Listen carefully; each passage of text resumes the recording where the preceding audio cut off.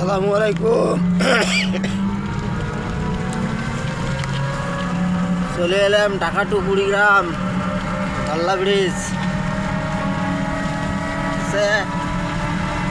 আকাশটা ভালো, তারপরে ব্রিজের মাথায় দেখা হবে সবাই রে।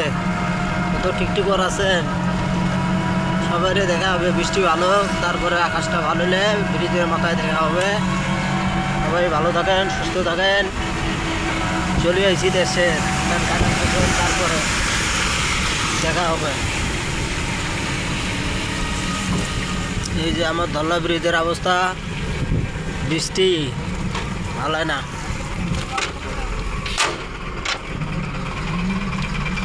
বৃষ্টি আর বৃষ্টি, 5 মিনিট পর পর বৃষ্টি এসে।